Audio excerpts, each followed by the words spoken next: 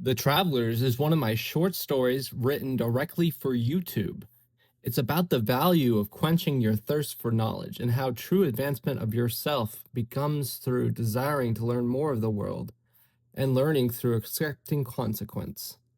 I began writing it the day after The Dying Art, A Life's Shadow, mainly to test my ideas I presented in that video and to flex my comfort zone of creativity, and to test if stories work on YouTube. If you're interested in more works like this, feel free to let me know. Comments and messages of all kinds help me figure out what people want to listen and watch on my channel. Of course, I want to branch out from nonfiction scripts as well on this channel, hence why I'm making this, so there will be plenty more. Let's begin. The Travelers, a short story by Jaeger Dominus. Once there was a time that water flowed freely. Now it didn't, and the land dried. Water, once a given, was now needed, and the only way to get it was through rations, the water itself filled with chemicals to make it last longer. Going to college promised me more of those rations for my family, so I went there.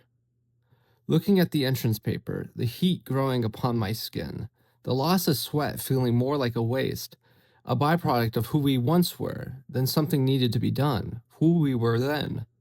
It dripped upon my paper, one tiny bead, and the others that saw me sweat in the testing hall saw weakness and spoilage. I didn't like thinking of that. They were lucky like me to have the chance for more rations, but I still showed wastefulness. Regardless, I finished the paper and went to the front desk, where the proctor sat. I was the first done. "Well done, ma'am," she said to me. She fed the paper through the electronic reader.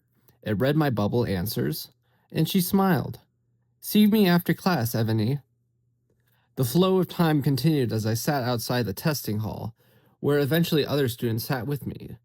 The ones that didn't had faces that dripped sadness but couldn't cry. That too would be a waste. There we waited, in the warm halls, as the rest of the students filed out to either the exit or the seats next to the entrance. It wasn't fair. They certainly would need to find their rations elsewhere, but I had to think of my own needs then. Enough water to ensure I could make it to classes every week. Enough to quench the thirst of a family. My family were the lucky ones, my mother and father working for their pay in money and water, and we even had the luxury of poverty plants, ones that grew with little water that was already precious as it was.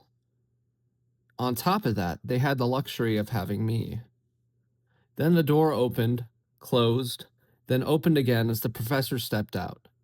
"Come inside for your rations," she announced, peering into space as if the students were an afterthought, even us. I stepped up and we went inside. I ran my hands through my hair, feeling the beady sweat subsiding as the remaining drops reflected the light above. At the tables we sat at previously stood a few canisters of water, some larger and smaller than others. Mine was the largest, back where I first sat, and some jealous eyes darted at me as I sat down and readied the cup cap. "These are trying times," the professor said. "The filler has been doubled." Too much filler for plants. Damn, there went my dreams of growing one. Children, though, that was impossible. They were even more expensive in terms of water. I had already given up any thoughts of being a mother, a dream that turned into a nightmare as I grew up and watched the connections to other towns vanish. Those that weren't as lucky to have choice, forced by another to raise one, were the most impoverished here. I noticed several students had shaking hands as they poured their own canisters into their cups. Were they impoverished too? Drinking it, however, gave the nourishing feeling of an open mind, stronger than any water I had before. It wasn't fair in a sense. They did something with the additions that freed the confines of my dulled head, like a font of knowledge flowing from every sip. Delicious was too strong a word, however. It was more like excessive nourishment. After the students had their fill and were given their class schedules, I read mine. Mine involved desalination from air, an engineering class with the humanities to bolster it. I wanted to be an artist. Didn't anyone? And seeing my path chosen before I could decide what it was to be brought a pit of sadness into my gut. My father encouraged me to go here, but never knew what that path would be. After most of the students went on their way, and I was to be on mine, I went to the professor's desk a second time. "What's in the water filler?" I asked. "Do you know?" "Medicine," she responded curtly. "It helps you sweat less, think more, ready yourself for an uncertain future. From the local water treatment plant." That's the answer. Not enough. I wanted more. "What is the medicine?" I asked. She paused. "They won't tell me. I was a pharmacist major and they still won't tell me. The results are recordable, but the name of whatever they put into it is not. It's like a hallucinogen where the side effects are more desired than the actual open your mind action it does. You've experienced it all your life, right?" She looked behind me, stared at the student gorging himself on the water with a container smaller than mine. "Don't you have classes to go to, by the way?" I nodded, quietly, understanding the message. "Stop asking silly questions, girl," written between the lines and on her face. Not fair. My mind felt light as I walked out, carrying my container with me, and I went to my introductory classes to study. Before I left, though, I turned to her. "Is there any more water out there, besides the treated type?" "If you're looking for a traveler's well, don't. They all dried up in the 5-mile radius, and the ones beyond that aren't for finding. Don't even try." I wondered what that meant. I never had left town before, given the signs placed around it. I never thought of a need to. But I've also never heard of a traveler's well. What was that? After campus work was done, I headed home, down dusty streets where sand built up in the storm drains, in the gutters, in the once full water basins. A lone raven soared ahead, constantly crying out, as if it was taken from the lands of plenty and left in this hell, wondering why must it suffer. I wish I could ask it why I suffered too, but the lightness of my head and the heat of the sun pushed me onward, looking away. I reached home, emptied my container into the water cooler, and sat down. Mother and father weren't home yet. Long shift. Surely there was more to life than this. On my tablet that the professor desalination gave me, smiling as if seeing a star student, I looked for ways around the campus intranet lock, plugging it into the wall, routing an Ethernet connection to it, unplugging it and plugging in a screen hijacker to browse instead. Lucky I had connections to the more rogue ones in town. This tech wasn't open to everyone. There had to be more information about these wells, and I found it after careful link navigating through social mediums and darker web diving. There were people out there that wandered the desert, the deep one, where the remaining highways were swallowed up by the shifting sands. There they rode, dune buggies to overcome sand mountains that built up in unexpected locations on their path. None of it was legal. We were 10 miles from the nearest path my family home was, and in an old gas station was a retrofitted well. Or at least the traveler's notes said. The next nearest one was too far on foot, but 10 miles? I could walk 10 miles at night, I thought. My home container will help me get there, and I could use the new canister I was given to bring more home. There was an option out there. A freedom of choice. As the sun passed the mountainous horizon, delving the land deeper into a twilight shade, I went on my way. Classes would begin again 2 days from then.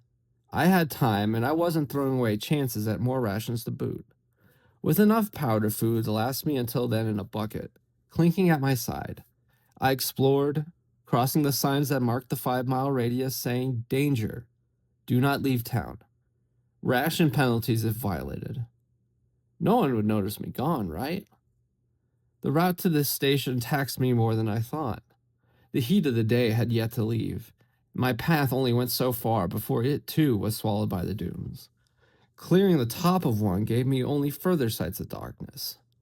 My tablet, a makeshift dowsing rod using the weakening geopositioning systems orbiting the planet to point me where to go, I had to use the coordinates as my X mark in my current traversing to get there.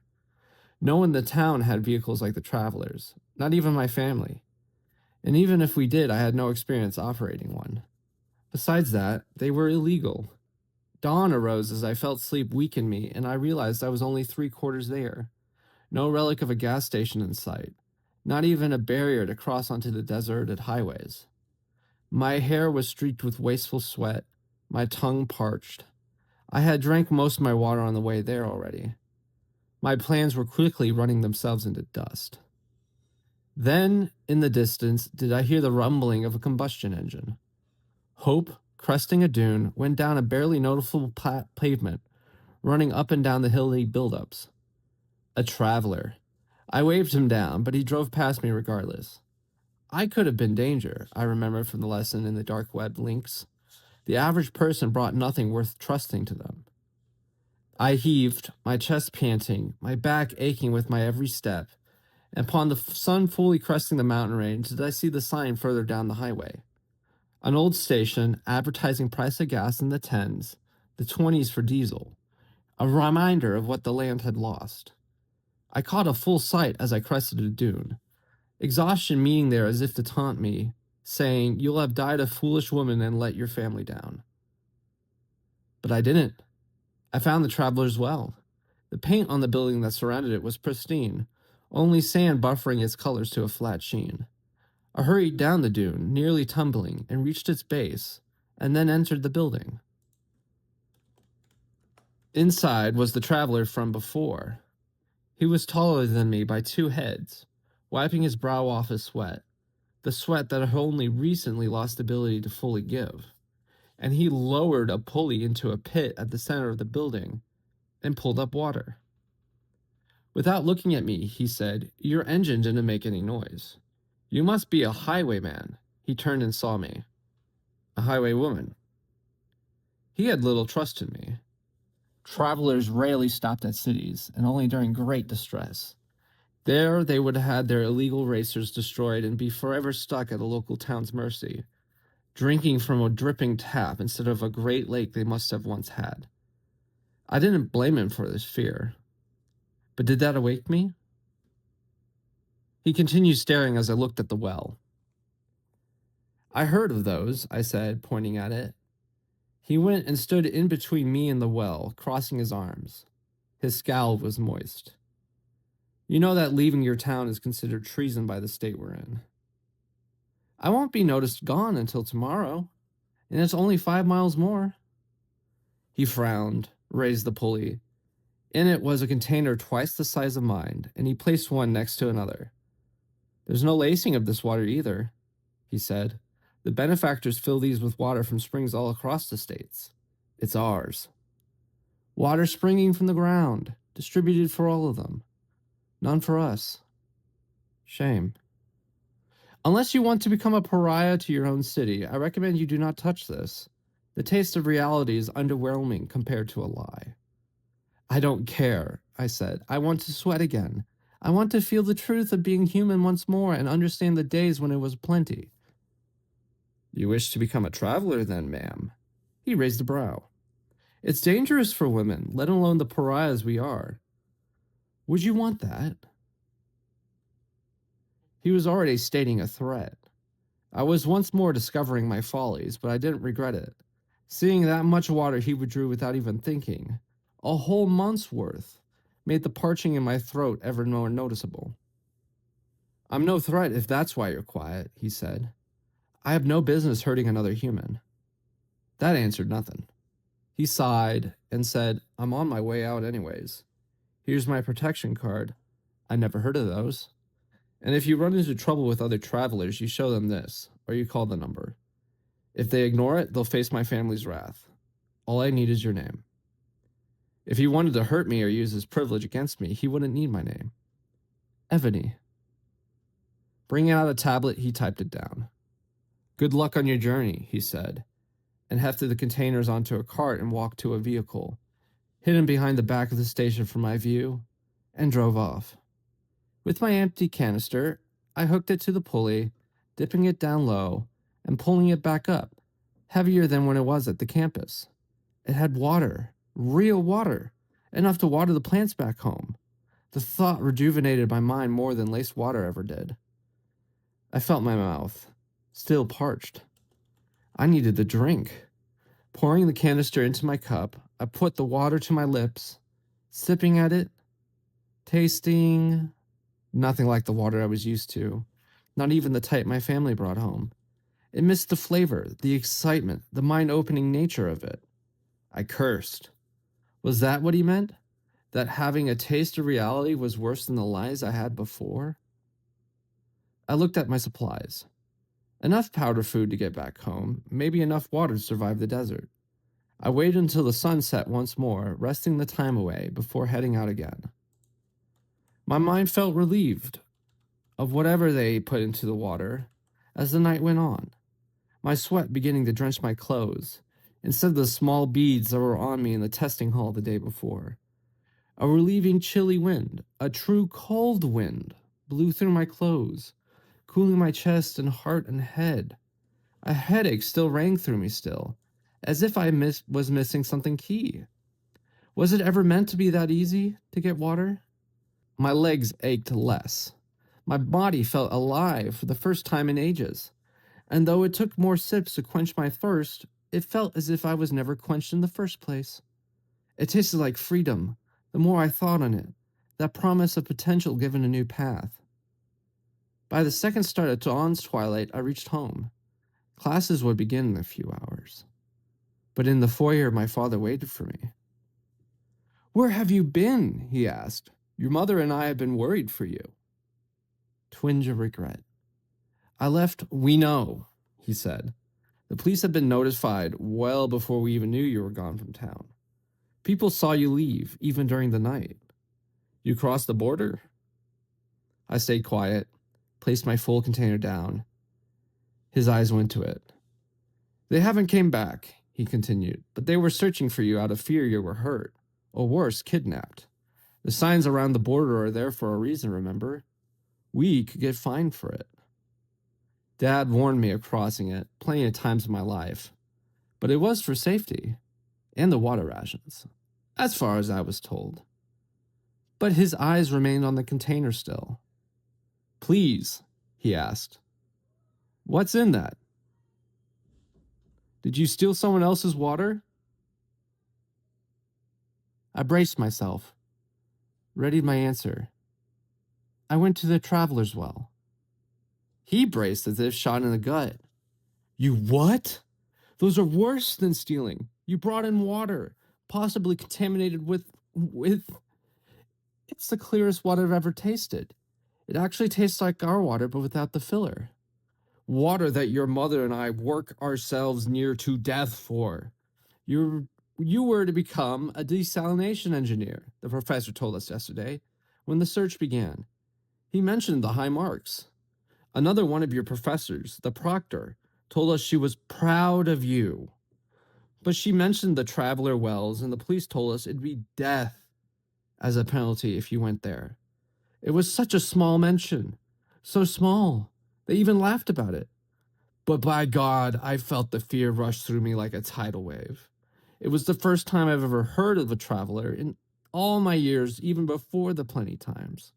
They described them as worse than highwaymen. "It was to give us months of water," I said. "It's freeing. They're free." I opened the container and showed him. He grew furious. "Don't show me the spoils of your thieving. We're going to be fined our rations, and we'll lose our daughter. You aren't just hurting yourself, but your mother and I as well. How dare you?" "But father, no, I can't support this. I am beyond thankful that you brought us a week's water, but our water is going to be garnished, and our pay will come soon. We could be looking at no water for a month. You will die, and we may not live because of you." He stepped forward, towards the water container, looking ready to kick it. I picked it up in time and clutched it to my chest. "You choose lawlessness over family, over your future," he yelled. "I chose freedom, Dad. And the freedom is still there." He gritted his teeth, mouth fully bared. "Then leave. Choose freedom instead of hurting the ones who raised you. We can't support this. I'll have to let your mom know you chose to run away. and the police that you taunted me with your thieving. That would be the best defense I would have for ourselves and for you. If the dunes don't swallow you, then live forever away from here. I froze. His look brought tears to my eyes. He saw me tear up and grew even angrier. If you don't leave, I'll turn you into the police for yourself to protect me and my wife. Get going. Feeling the wet streaks roll down my face, I ran from home, crossing the border by full dawn. If the police were to come for me, they didn't. It was good as banishment anyways. As I wandered back into the desert, the sun apexing on a third day, my exhaustion from missing sleep growing along with my distance from my future, did my mind open without the need for lace. An idea sprang back to my mind. The offering of the traveler.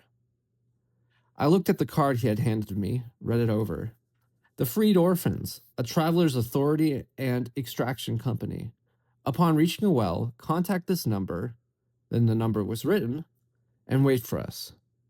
You are welcome to join. Another long distance into the desert, another meetup with that dusty building, then to find a working phone there. But then my mind would truly open, and the waters of life would flow freely once more.